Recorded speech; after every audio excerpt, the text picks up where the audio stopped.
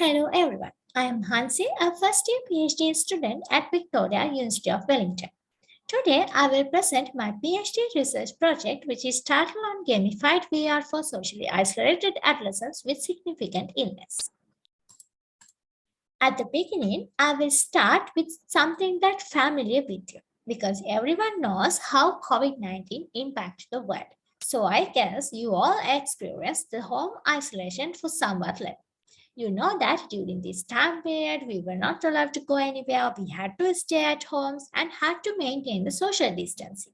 Sometimes, because of these experiences, you might have feel of confinement and sometimes stress because of the inability of maintaining the usual social contacts.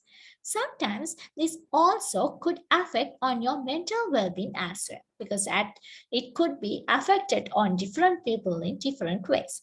However, can you imagine how hard this experience for an adolescent? Because adolescence is a time period that happening significant physical and mental transformation. Usually, during this time period, adolescents seeking for more social relationships, and actually, friends play important role in their life as well. So, if they had to socially isolate, it could be more challenging for an adolescent. So, what if an adolescent diagnosis with a significant illness like cancer or cystic fibrosis? So, they face various range of psychosocial and mental well-being challenges. Among them, social isolation is one of the major psychosocial well-being challenges that they are facing. Because of these significant illness situations, they require to stay at hospitals for long time period because and also sometimes because of the immune compromised situation, some of them have more restrictions on social engagement.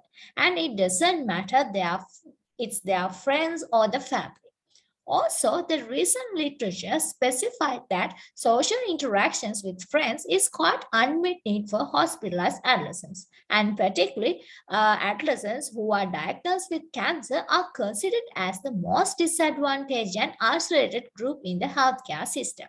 So, these all limitations on social interactions could affect them negatively on their emotional, psychosocial, and mental well-being. Also, concerns on physical appearance and body image is another problem for this group of adolescents because as you know, teenagers are usually care about their appearance, and if they experience a physical changes like losing hair because of the treatment like chemotherapies, this experience could be negatively affected on their mental well-being. Also, some adolescents might push back from social engagement as they don't want their friends to see them like that. So, when looking into the existing research in this context that carried out to address those issues, they are mainly belonging to the text-based, video-based, video call-based, and social community-based interventions. And these all interventions are trying to provide opportunities for social interactions as it is considered as a strategy in psychology in improving the social isolation, loneliness, and social connectedness. However, when considering the embodied interactions that happening with the other person and immersive collaborate interactions and social present use experiences are quite limited in these existing interventions, specifically within this space. So when considering these limitations, social VR could be a good way to address those limitations as it has the ability of providing an in-depth communication with embodied user interactions and social present user experience, which is known as a crucial component in social interactions.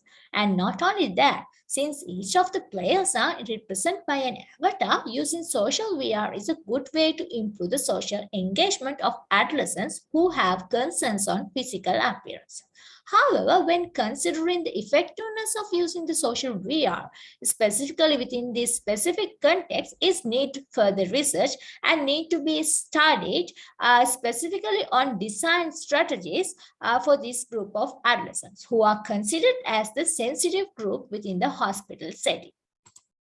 And in addition to previous interventions categories, there is a research space of serious games in improving well-being challenges of this group of adolescents. However, when considering the objectives of these serious games and applying the gamifications, they are mainly focusing on enhancing the psychoeducational outcomes and also using as a tool of distractions from the pain and enhancing the engagement with the physical activities.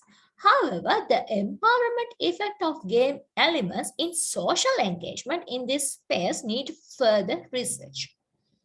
So therefore, this research mainly focusing on how can gamified social VR improve the social engagement of socially isolated adolescents with a significant illness. And as the research questions, I'm going to research on how to implement effective social interactions mechanisms within the gamified social VR space for this group of adolescents. And in order to achieve that, challenges and needs associated with the social interactions for this group of adolescents will be evaluated. And then to what extent can the missing social interactions be supported and mapped onto the different game mechanics will be researched.